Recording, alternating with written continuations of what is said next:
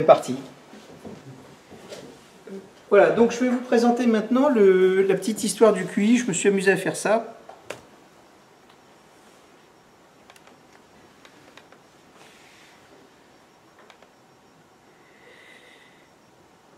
C'est celui-là. Alors, puis on fera une pause après. Je me suis amusé à reconstituer l'histoire du QI et des tests de QI, mais forcément avec ma vision de statisticien. En fait, tout commence vers la fin du 19e siècle avec deux personnages importants, deux personnages clés. Galton, qui était le cousin de Darwin, et qui a fait une étude où il sentait qu'il y avait un côté héréditaire à l'intelligence, mais sauf que lui était parti sur l'eugénisme. Donc il avait pris une piste un petit peu parallèle. Mais il sentait qu'il y avait un côté héréditaire à ça. Sauf qu'il est parti sur la théorie des races. Et en 1890, c'est là où on a vraiment le premier point de départ. Donc finalement, à l'échelle de l'humanité, c'est récent, hein, c'est un siècle. Hein. On a un type qui s'appelle Cattell. Alors à ne pas confondre avec un autre Cattell qu'on va voir après, celui qui a fait le test, c'est pas le même, qui pour la première fois a dit qu'on pourrait faire un mental test, donc un test pour mesurer le QI, qui a commencé à émettre l'idée, mais c'est pas lui qui l'a fait. Et ça, c'est 1890, donc c'est finalement relativement récent. Le premier test qui a réellement été fait, c'est le test de Binet, enfin Simon et Binet, 1904, donc 14 ans après quand même. Et au départ, il a été missionné par le ministère de l'Éducation nationale pour détecter les enfants handicapés ou souffrant de handicaps mentaux pour les réorienter d'un point de vue scolaire. C'était ça la démarche. Donc le premier test de QI, c'était un test pour mesurer un peu le niveau de débilité de certains enfants et pas le niveau d'intelligence. Mais bien évidemment, si on met en place un test qui mesure l'un, on mesure également l'autre de façon indirecte. Et l'idée était d'orienter les enfants qui avaient peu de capacités scolaires. Donc c'est orienté enfants, scolaires, et on est là au tout début de... Et Binet a mis en place une première échelle de mesure, qui était son propre barème. Alors, je n'ai pas voulu développer, mais il y en a eu plein. Il y a eu l'échelle 1904, 1908, 1911. Enfin, on sentait qu'en termes d'échelle, il avait des variations. Mais en gros, il avait trouvé un système pour mesurer l'intelligence, enfin la non-intelligence, et un mécanisme d'échelle.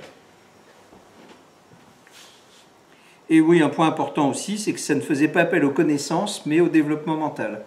Ça, c'est sur le papier, parce que j'ai vu les items.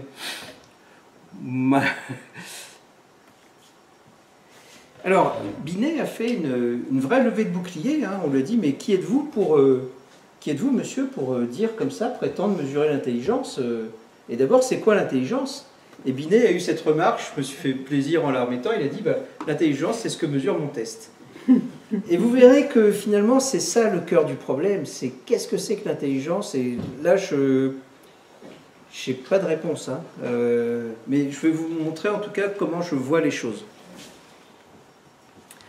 En 1904, toujours, donc la même année, on a un Anglais qui a repris les travaux de Galton, donc celui qui faisait la théorie sur l'eugénisme, et qui a fait une méthode d'analyse qu'on appelle l'analyse factorielle. D'abord, c'est lui qui l'a inventé, cette méthode, ce qui est une méthode statistique. Donc, vous voyez, on commence à arriver là sur des choses un peu robustes.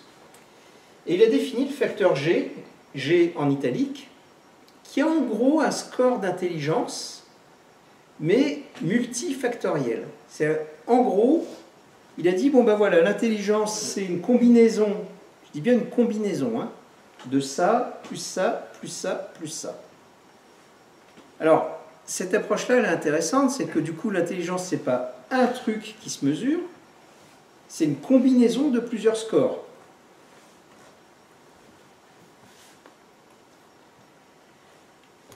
On arrive en 1912, un an après la mort de Binet, on a un Allemand qui s'appelle William Stern qui introduit le terme de QI, et il le définit comme, à cette époque-là, on est toujours sur l'approche vers les enfants, hein, et il le définit comme étant le quotient de l'âge mental sur l'âge réel, multiplié par 100, c'est un pourcentage en fait. Donc un QI de 120, ça veut dire qu'un enfant de 12 ans, un enfant de 10 ans, a l'intelligence d'un enfant de 12 ans. Et d'où le terme Q de QI, quotient, puisqu'on est bien sur un quotient. Donc cette notion de quotient date de 1912. Vous voyez que petit à petit, les choses s'affinent. Hein. On arrive à 1939 avec quelqu'un dont le nom doit vous parler, David Wechsler. Et Wechsler, c'est lui qui a introduit la loi normale dans le QI. C'est qu'il a dit, après tout, vu ce qu'est la loi normale, le QI suit forcément une distribution normale. Et en ça, moi je ne peux être que d'accord. C'est que, quel que soit ce que l'on mesure, ça suit une distribution normale. J'ai fait mon sport. Mais c'est quand même un truc intéressant, donc c'est 1939. Parce que les scores qu'on avait avant, c'était des scores qui n'étaient pas du tout calculés par rapport à la loi normale. Je vais vous parler maintenant de quelqu'un qui est toujours en 1939, qui s'appelle Louis-Léon Thurston. Et Thurston a remis en cause la thèse de Spearman. Vous savez, Spearman qui disait que l'intelligence c'était le facteur G et qui était une combinaison de plusieurs dimensions, ou de plusieurs approches en tout cas. Et lui, il dit que non, l'intelligence c'est plusieurs approches mais qui sont dites orthogonales, c'est-à-dire sans lien les unes avec les autres. C'est-à-dire qu'on a des critères qui se mesurent séparément et ça n'a pas beaucoup de sens de les fusionner ensemble, par exemple de mettre dans un même test toutes les approches différentes, parce qu'on mélangerait des choux et des carottes. Donc c'est son approche à lui, en tout cas, qui a été étayée. Et en gros, il dit qu'il y a autant de types d'intelligence différentes qu'il y a de dimensions, et on ne peut pas dire qu'une personne est plus intelligente qu'une autre, sauf si elle est supérieure dans tous les critères. Mais sinon, la comparaison n'a pas beaucoup de sens. Alors vous verrez que tout ça, ça a eu des projections, y compris contemporaines, hein, y compris maintenant. Et donc sa conclusion, c'est que le G de Spearman n'existe pas, quoi, ça n'a pas de sens. Et lui avait identifié 7 facteurs. Voilà, ça je vous l'ai dit. Et en gros, sa conclusion à lui, c'est qu'on ne peut pas trouver un indicateur synthétique qui permette de mesurer l'intelligence, mais à minima 7.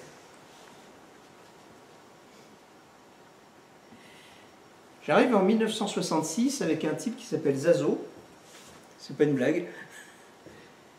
Et lui, à partir des années 48, il a repris les travaux de Binet, de mesure d'intelligence, donc toujours avec cette approche d'un test qui permet de mesurer un indicateur qui s'appelle le QI. Et lui, d'abord, il a réactualisé, alors toujours sur les enfants, mais il a fait une étude importante, hein, 550 enfants, donc significatif d'un point de vue statistique. Et en gros, ce qu'il a remarqué, et je vous en reparlerai après, c'est que la population avait changé, la population avait évolué, c'est qu'il fallait réactualiser les tests. Il a remarqué un deuxième truc, c'est que Binet, finalement, son approche, elle était pas mal, mais elle n'avait aucune valeur scientifique, statistique. C'est qu'il était un petit peu fâché avec les stats, il avait fait un truc, mais qui finalement était plus de la philosophie ou de l'observation avec un réel fondement scientifique. Et Zazo a fait une échelle, je vais vous la présenter juste après, pour réactualiser en fait les travaux de Binet. Alors voilà par exemple le genre de choses, alors je n'ai pas tout repris, hein, j'ai pris juste un petit extrait, mais par exemple nommer 4 couleurs, Binet en 1911 il l'avait mis, c'était normal à l'âge de 7 ans. Et lui il l'a réactualisé, il a dit non, 4 couleurs maintenant c'est 4 ans. Alors c'est vrai qu'entre les deux il s'est passé 50 ans, quoi. Donc l'éducation a changé, la manière d'élever les enfants a changé. Et ce qui était vrai en 1911 n'était peut-être plus vrai en 1949. Mais il a remarqué qu'il y avait quand même nécessité de réactualiser des petites choses, distinguer le matin du soir, redessiner un carré, etc. Il a réactualisé, il est reparti de l'échelle de Binet, il a développé, il a réactualisé, il a complété, il a fait un calcul de score, et il a inventé ce qu'on appelle la NEMI, c'est la nouvelle échelle métrique de l'intelligence, en 1966. Alors ça, c'est contemporain, puisque ça a été réécrit et réétalonné encore en 2006, et on appelait ça la NEMI 2. Logique, hein. Donc on est sur cette approche-là que l'intelligence est quelque chose qui se mesure de façon combinatoire finalement. Alors voilà des exemples de la NEMI 1 de 1966. Vous voyez que c'est très orienté école. Alors je n'ai pas tout mis, hein, c'est juste pour vous donner une idée. Mais par exemple, à 3 ans, l'enfant peut montrer son nez, sa bouche, son œil. À 4 ans, il est capable de répéter 3 chiffres. À 5 ans, il est capable de nommer les couleurs, de distinguer le matin, l'après-midi, le soir. À 6 ans, il distingue sa main droite de sa main gauche. À 7 ans, il peut donner la date du jour, et ainsi de suite. Donc ça permettait d'étalonner et de positionner les enfants par rapport à un référentiel, finalement, et de voir ce qui était... voilà, si à 7 ans, vous avez les capacités d'un enfant de 4 ans, ben voilà, c'est une manière de mesurer l'intelligence. J'arrive à 1967 avec Cattell, l'autre, à ne pas confondre avec le Cattell de 1890, qui a parlé pour la première fois de test, de mental test. Ça, c'est un autre qui était psychologue. D'ailleurs, en 1890, il n'était pas né. Hein. Cattell a créé un premier vrai test qui est toujours dans cette lignée NEMI, Binet, etc. Il appelait ça le CFIT, ou Culture Fair Intelligence Test, en 1967. Et Cattell a fait, alors avec l'utilisation de la loi normale, et avec un écart type de 24, qui a été... moi, ça me fait rire d'ailleurs, mais bon. Je vous expliquerai pourquoi après. Par contre, Cattell, il est parti également sur la voie de l'eugénisme et sur les partis racistes et des choses comme ça. Enfin, il a eu une approche assez bizarre. Il l'a nié à la fin de sa vie. Est-ce que c'est vrai? Est-ce que c'est faux? Voilà, je n'ai pas la connaissance de ça, mais en tout cas, ça a créé pas mal de polémiques autour du personnage. Parce que derrière ça, si vous voulez, et ce que moi j'ai retrouvé dans mes recherches, c'est qu'en gros, si je fais une caricature, on démontre toujours que le noir, l'africain est stupide et le blanc américain ou européen est intelligent. C'est que derrière ces mesures d'intelligence, il y a des groupes, y compris aujourd'hui, qui sont dans cette logique-là d'eugénisme. C'est pas mon truc, bien évidemment. On arrive à 1983 avec Howard Gardner. Et Howard Gardner a repris les travaux de l'autre approche qui consiste à dire qu'il n'y a pas une intelligence mais des intelligences. Et là, c'est le concept dit d'intelligence multiple. Donc, orienté au départ toujours sur l'enfant scolaire et par extension sur l'homme en général. Et cette théorie-là date de 1983. Alors, je ne vous cache pas que pour ma part, je ne suis pas fan du tout. Mais je sais que chez nous... je pense à quelqu'un que j'aime beaucoup, il y a des adeptes de ces théories d'intelligence multiple.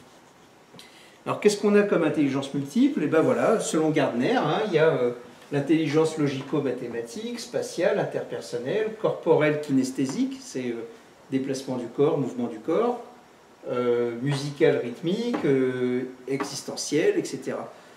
Alors, ça mérite quand même réflexion. Personnellement, je n'y crois pas, mais c'est pas fondé. C'est juste, je sais pas. Moi, si on me dit, t'es super intelligent, t'es intelligent comme Johnny ou Ribéry, je suis pas sûr que ça me fasse plaisir. Je suis pas sûr de le prendre comme un compliment. Pourtant, l'intelligence musicale, l'intelligence corporelle figure là. On parle, par exemple, je ne sais pas si dans le sport, dans le foot, on parle d'intelligence de jeu. Est-ce que c'est de l'intelligence? Pas pour moi, mais Est-ce que c'est de l'inspiration? Je veux bien le croire. Est-ce que c'est de la créativité? Oui. Mais en tout cas, ça mérite débat, sachant que je n'ai pas de réponse à ça. Hein. Mais c'est intéressant, sans réel jugement de ma part, même si là je vous ai donné une opinion, mais qui n'est pas fondée, enfin qui n'est pas scientifiquement fondée. Globalement, voilà les choses telles qu'elles se présentent. Alors juste un petit mot, c'est les tests. Comment est-ce qu'on teste? Globalement, on a le WAIS et le WISC, un qui est pour les adultes, un qui est pour les enfants. Enfin, adultes, c'est à partir de 16 ans. Hein. Alors le WAIS fait une mesure de QI qui est limitée à 150, ce qui me dérange d'un point de vue statistique, puisqu'il faut savoir que le QI est défini comme étant une mesure qui suit la loi normale, et ça depuis 1939, si même, ouais, 39. Ça suit une loi normale avec une moyenne à 100 et un écart type à 15, ou à 24 si on est chez Catel, ce qui ne change rien. Donc dire que, en gros, 3 écarts types au-dessus de la moyenne, on n'existe plus, c'est un non-sens statistique. Après dire on ne sait pas le mesurer, c'est autre chose. C'est pas le même. Et donc, il faut savoir que ces tests-là, grosso modo, tous les 10 ans, sont révisés pour être réactualisés. Alors juste, tiens, par rapport à l'âge, je suis tombé sur une étude que j'ai trouvée intéressante, qui est une étude sur ce qu'on appelle une cohorte. Alors une cohorte, par rapport à un échantillon, c'est que une cohorte, c'est on prend une population et on va suivre cette même population, donc les mêmes individus, dans le temps. Et l'intérêt de cette cohorte, c'est une cohorte d'Écossais qu'on a suivi pendant 70 ans.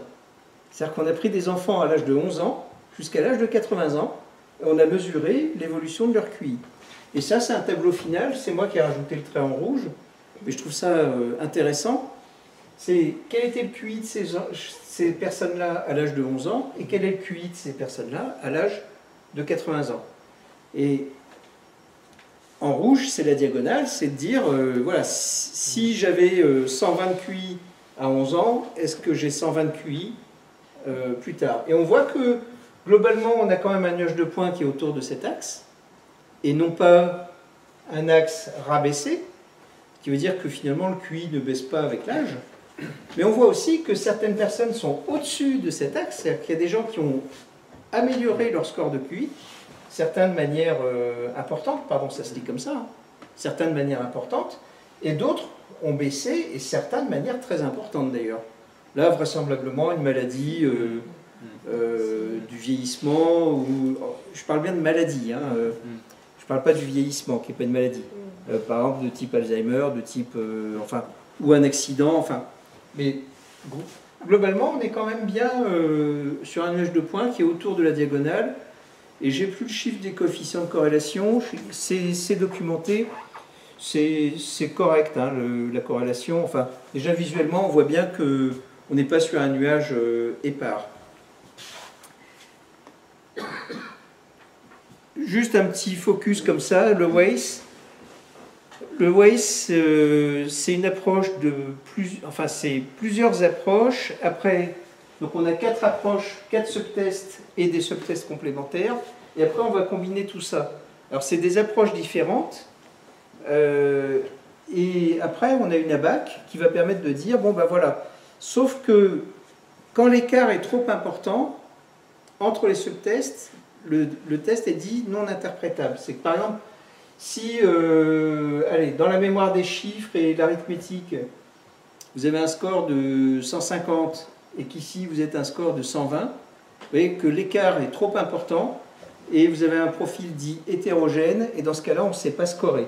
Par contre, si vous êtes à 120, 120, 120, 120, et bien là, on a une ABAC qui va dire, bon ben voilà, si vous êtes comme ça, votre QI, il est de temps.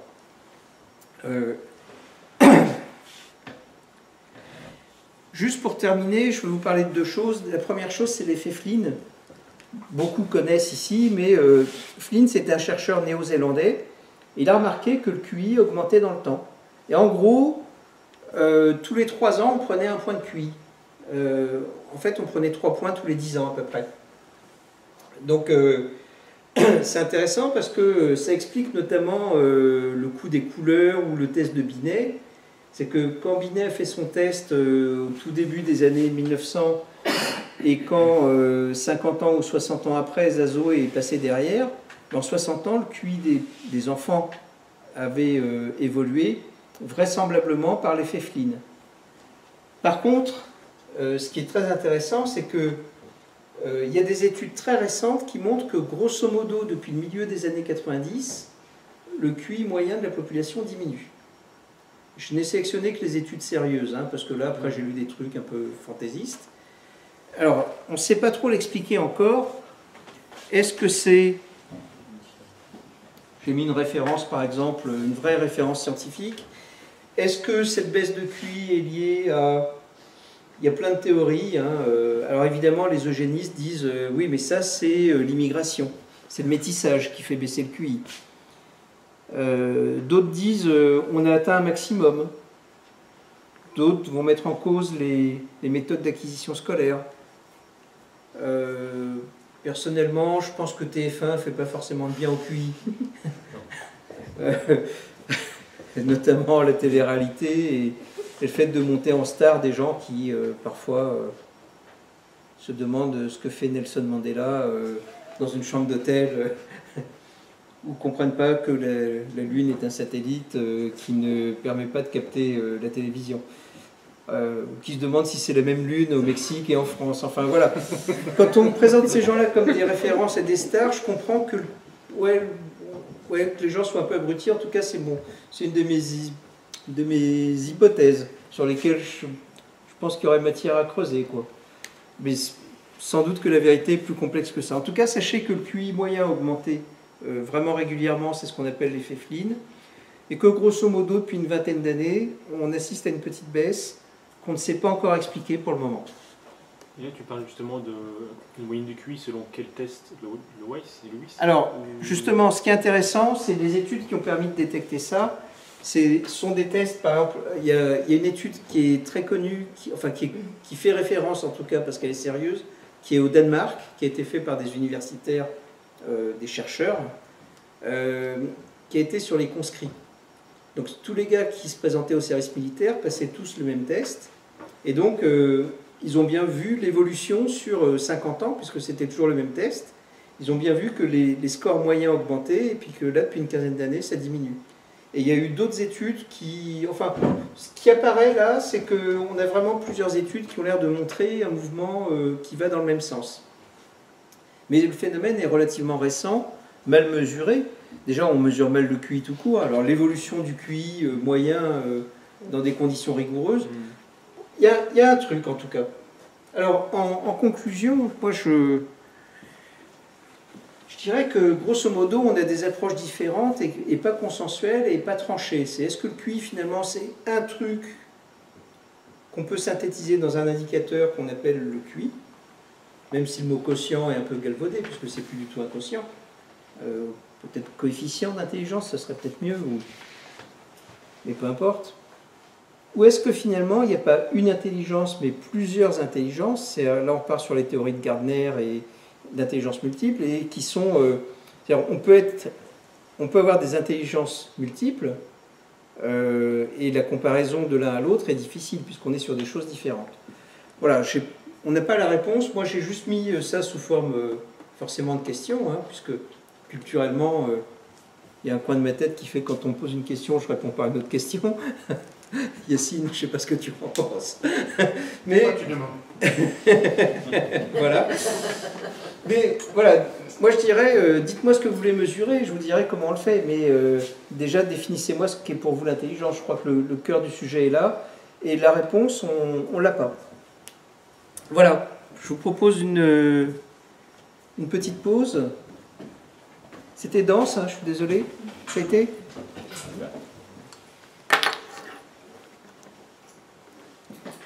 Vous savez qu'il y aurait une récompense au bout, ça, oui.